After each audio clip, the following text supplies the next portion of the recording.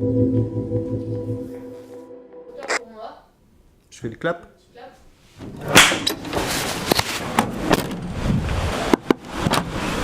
Bonjour. Bonjour. J'ai un colis pour vous. Ah bah génial. Bah ça doit être la Néo, la Stay Up. On l'attendait. Ah, bah super, enfin je m'en fous. Vous pouvez signer là s'il vous plaît? Ouais, pardon.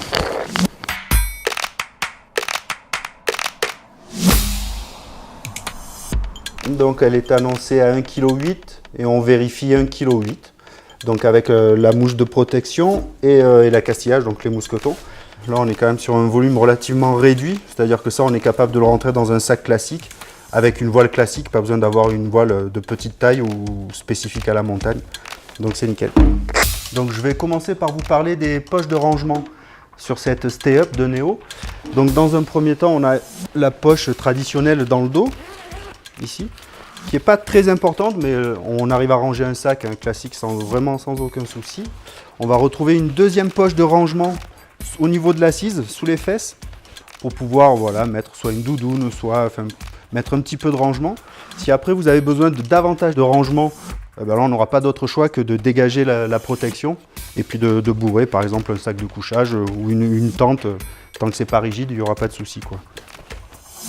Donc on a un code couleur ici, une boucle bleue qu'on va venir accrocher dans la boucle bleue, boucle rouge. Je retrouve ici mon anneau avec la suspente qui est grise ici. Ça va être avec du rouge. Il ne me reste plus que la sangle de poitrine. Voilà. Ici, donc première chose, c'est d'être capable de régler la longueur du réglage du cocon à vos jambes. Donc ça se règle ici de l'intérieur. Par contre, ce qui est plus intéressant, ça va être la multitude de réglages qu'on a ici au niveau du réglage du dos. Premier réglage au niveau de l'inclinaison du dossier. Ensuite, ici, on a le deuxième réglage qui est un réglage de confort. Celui-là, c'est celui qui va nous permettre de combler le creux des reins. Et enfin, dernier réglage qui va nous permettre de régler l'incidence. Voilà. Donc, au niveau des tensions sur le cocon, là, on est vraiment sur une finition qui est extra, c'est-à-dire qu'il n'y a quasiment pas de plis. Là, on voit des tout petits plis, mais c'est rien du tout. Ensuite, en termes de confort pur, au niveau du maintien du dos, donc au premier abord, quand on se met dedans, on sent, voilà, c'est relativement rigide. Mais une fois qu'on ajuste toutes les sangles là, ici, qui sont un petit peu molles, qu'on remet de la tension dessus, on a vraiment la capacité et la possibilité de faire plaquer le dossier complètement et d'épouser parfaitement notre dos. Et surtout, on a un sentiment de stabilité et de maintien assez important. Normalement, on retrouve cette sensation sur des sellettes qui ont des planchettes. Ici, on n'a pas de planchette, c'est un hamac. Par contre, on a la protection qu'on a sous les fesses, la protection dorsale, qui elle est tellement rigide qu'elle fait office de planchette.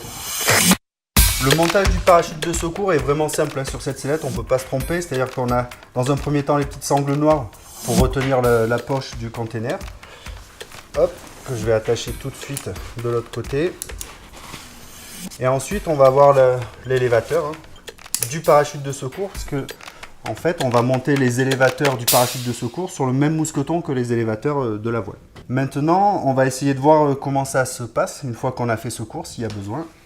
Donc ici, j'extrais mon parachute. Donc lui, je m'en débarrasse. D'accord, quelles sont les causes du problème? Très bien, je vous envoie une patrouille, on arrive tout de suite. Donc une fois que notre parachute nous aura pris en charge, on va se retrouver avec ces deux sangles ici, qui vont être devant nous, c'est les élévateurs du parachute. Par contre, ce qu'il faut bien comprendre, c'est que ici, les suspentes bleues, qui sont à la place des élévateurs de la voile, si on a dû faire secours, c'est que la voile ne vole plus. Donc eux, on va enlever leur portance, voilà. Et du coup, vous avez vu, en même temps que j'ai relâché, on va se retrouver avec nos points d'attache, ici les mousquetons, qui vont avoir tendance à se resserrer. Donc là, on se retrouve en situation de prise en charge par les élévateurs du parachute de secours. Donc il n'y a pas 50 solutions, on peut essayer de passer sur le côté mais ça ne va pas fonctionner. Le plus simple et le plus efficace, ça va être de passer un bras au milieu et ensuite de venir passer la tête pour être capable de sortir du cocon, se redresser et être en position pour arriver les pieds au sol en premier. Et là c'est nickel. Maintenant on va pouvoir aller vérifier ça en vol. Allez, c'est parti. Au niveau de l'installation et du sortie de la sellette, c'est très facile. Le cocon lui reste bien sous les pieds. Il suffit de ramener le pied à l'intérieur, derrière. On le trouve directement. L'embase du cocon n'est pas du tout collée à la planchette au niveau de l'assise. Du coup, ça nous permet, dès qu'on envoie le pied, de le caler directement à l'intérieur. Donc ça, c'est super efficace. Pas besoin de lâcher les mains pour s'installer. Au niveau de l'équilibre dans le thermique, on n'a pas de mouvement parasite, hein, c'est-à-dire que la sellette ne nous balade pas du tout. C'est vraiment confortable. Du coup, on arrive vraiment à se concentrer sur nos actions de pilotage. Donc là, ça fait à peu près 1h30 que je vole. En termes de confort, c'est toujours aussi bien que pendant la première demi-heure. Et en termes de consommation d'énergie, là, la sellette, je suis vraiment cool. J'ai pas d'effort parasite, je force pas sur les abdos, je suis pas en pression sur les jambes. Donc là, je pense qu'il y a moyen de voler en conservant ce niveau de confort pendant plusieurs heures, sans aucun souci. Pour trouver l'accélérateur, donc on a qu'un brin. Voilà. Ici, là c'est parfait, je pousse. Voilà, c'est vraiment confort.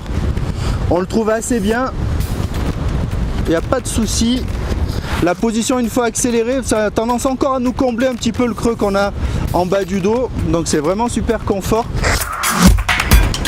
Ok, donc là on va maintenant essayer de vérifier, de voir comment on arrive à conserver ou pas l'équilibre dans la sellette. En cas d'incident de vol, on va commencer par une fermeture avec maintien de cap. Voilà.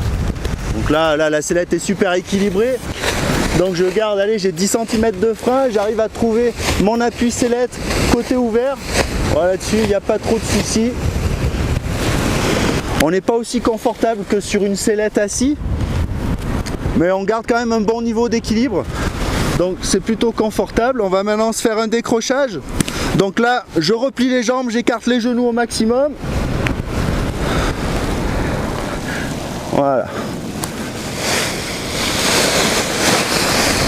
Ok. Voilà, là l'équilibre, je me fais pas du tout balader dans la sellette. Hop, nickel. Donc ça c'est plutôt la bonne nouvelle du jour. Je m'attendais vraiment à me faire secouer davantage dans la sellette. Donc maintenant ce qu'il faut qu'on fasse, c'est qu'on confirme, parce qu'il y a de plus pénalisant, hein, si on simule un gros vrac et puis une grosse session de surpilotage. On va se faire une vrille et on va voir ce que ça dit. Voilà, je me mets 50% de débattement, j'écarte bien les genoux. Ok. Voilà, j'ai des tout petits mouvements de twist, rien de méchant. Donc voilà, on sent là au moment où la rotation ralentit, on sent qu'il y a des tout petits mouvements de twist, mais à aucun moment j'ai vraiment un quart de tour, à aucun moment je me dis ça part en mayonnaise. On va se refaire une spirale pour vraiment sentir, voir son influence au niveau de la neutralité. Voilà, ça accélère. Voilà, on se fait un peu cintré, c'est parti au taquet. Voilà, j'arrive à me déporter à l'extérieur sans aucun souci. Immédiatement ça stoppe la rotation. Du coup même en spirale, hein, on retrouve vraiment des sensations relativement habituelles. Parmi les sellettes à hamac, c'est à mon avis celle qui offre pour l'instant le meilleur compromis confort et stabilité, que le pilote soit capable de conserver l'équilibre même quand on se fait allumer.